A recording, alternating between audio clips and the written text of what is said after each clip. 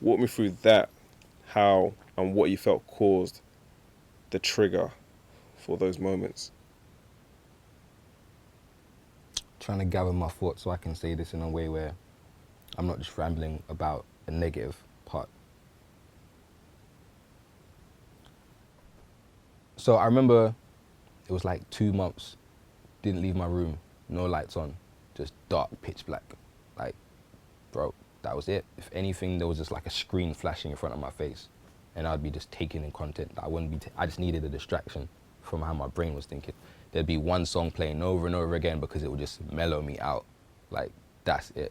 2 months, bro, couldn't leave my room. And at that point, parents don't know how to help you. I was kind of brought up in a bubble as well, so isolation was pretty much home. Do you know what I mean? So it's, at school was a different thing, but at home it was like isolation was the norm for me, right? So weirdly enough, that level of depression, and everyone has their different causes behind it, but to know that I was building up an argument within myself every single day that I couldn't find an answer to, that was the hell. Because it was like I was waking up to argue with myself about how shit I was overall. And each, you know, that whole like, I've got person here, like they're both negative, bro. Like, so it's like they're trying to see who's the best at chatting shit about me every single day. And 2 months, bro, couldn't leave my room. And I remember several things happened within that space where like the type of reflection you have is a negative reflection. Because there is no, the only light in that room, bro, was the screen. That's it. Like, was not looking in the mirror or anything, bro. It was just like, I just need to distract myself from my thoughts, from these voices that I'm hearing in my head, until I kind of got so pissed off, bro. Like, my threshold was broken of tolerance. Do you know what I mean? And I feel like men, we're taught, women too, man. People are taught that tolerating something bad is a strength. Bro, sometimes you just have to break, fam. Then you can rebuild. If you get so comfortable in that breaking, you're gonna find so many more pieces to break. Imagine a mirror shatters. Cool, pick up a piece, break it. And that continuing process or continue to try and break something, you shouldn't feel like it's an achievement because you haven't spoken about it. So for me, that's what that period of depression was. Now, as a writer, it's really messed up that I feel there's some sort of similarity and connection between my writing process to when I was depressed. Because I write in isolation. When I was depressed, I was in isolation. I write by myself. Don't have any exterior influences of narrating me in a particular way. When I was there, it was just this, yeah?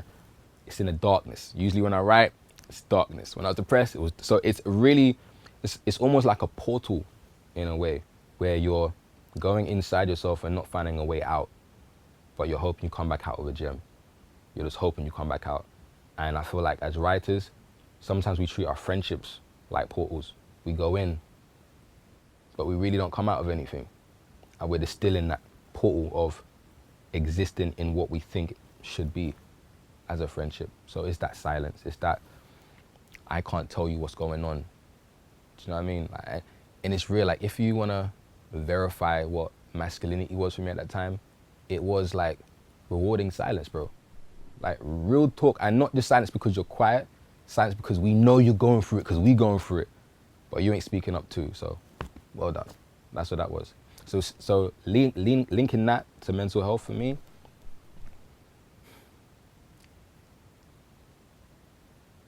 is learning how to have such a grasp on yourself, whereby once you start hearing that crack, you can speak about it. So there's a thing called metacognition, which is when your thoughts are thinking about your thoughts, right? We need that, man. We need that. It's like an internal surveillance system that checks up on us. When things ain't really moving the way we're supposed to be moving, we all need that. And for me, art helps me do that. Poetry helps me do that. Conversation like this helps me to do that. Learning that people have been through depression helps me to do that. Like the fact that this whole dialogue is even being stemmed now in a public forum is so healthy, bro. Some people just need to know that this exists outside of their head. Do you know what I mean? And that people have overcome it. Unfortunately, some people had more than 2 months, had years, bro, and feel like the only way to deal with it, like there is no way out. Like, you know when you're playing a computer game and your brain hasn't found that one thing to do in that sonic level, and you're brewing, you're smashing that. I remember trying to smash my Dreamcast pad, like you're just frustrated. And it was just because you couldn't think of another way of thinking.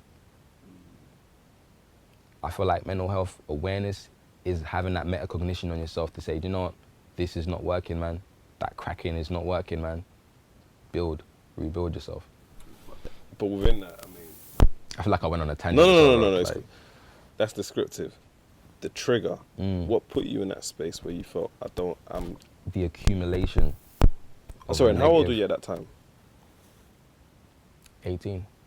Yeah, 18. And I feel like, so at my launch, I was saying there were certain things that I want to be transparent about, and there are certain things I don't, just because of, I know its impact that would have on my family, right? But there was an instance where something occurred at home, and I never saw myself be that way. My dad's always said to me, yo, like, people like think I'm just an angel, but just wait, one day my threshold's gonna break and they're gonna see the devil say, what happened to you? Like, that happened to me. I was that people pleaser, man. I just wanted to see everyone happy. And when I realized I was everybody's welcome mat, like just anything I would do was for someone else's gain, and then leave like, yo, he didn't even play a part in me just like reaching somewhere or being happy. Do you know what I mean? Like, and when I got to that point, yeah, man, I broke in such a way, man. Like in such a devilish way, bro. I wasn't proud of myself, but it felt good. Bro, you know that Dragon Ball Z? Like, that was me, bro. I was like Vegeta, amazing Vegeta, bro. Like, trust me, just like had the M. I was there, and I reveled in it because I've been holding that back so long, feeling like, oh, for me to police myself, I had to be nice all the time. Without fail, without falter. Like, for me not to make someone feel emotionally bad about themselves, about what they said or what they did or how they're behaving around me, I had to make sure they felt comfortable in that, even to my own detriment. Now, those dialogues I'm saying I have with myself, they're building up, man. They're building up, man. You know that hype man on a rap stage. Every day, bro, he's getting louder to the point where I can't even hear any other thoughts now. But these two people, bro, you explode. It's an implosion, but you explode. Like, that implosion turns into an external, right? And that's, for me, was the, you know what I mean? That, you know when you're in a room and no one's talking, but you hear that tick so loud. Yeah. You're like, how come that clock's so loud? Yeah. Bro, I heard it, and this went, bam. And that was the start for me. And it took 2 months, man. For me, I've heard stories of it being more than 2 months, so I don't want to make it feel like, I was in my house 2 months. Like, some people are still there, man. So I mean, like, I don't want to speak on my friend's situation. Some people, yeah, man, they go through a lot of things that need medical, do you know what I mean? There's a lot of things that fit within the mental health spectrum, man. So I feel like everyone has their own baggage and way of trying to find it. For me, it's being comfortable to receive help, man. Because I did it by myself. I got out there by myself, and I shouldn't be championing that. Like for me, poetry now is like, yo, look, you might hear a poem in that book, and you're like, rah, like, you went through that with your bro. Come just talk. Come we meet up for coffee. That's love for me. Because I know now that there are people putting strategies and blueprints down, so I don't go back into that space. You feel me? Safety net, innit? Yeah, man. Catch me when I'm falling. For real. Or just know that there's a potential that he could fall, so you're gonna prepare something just in case.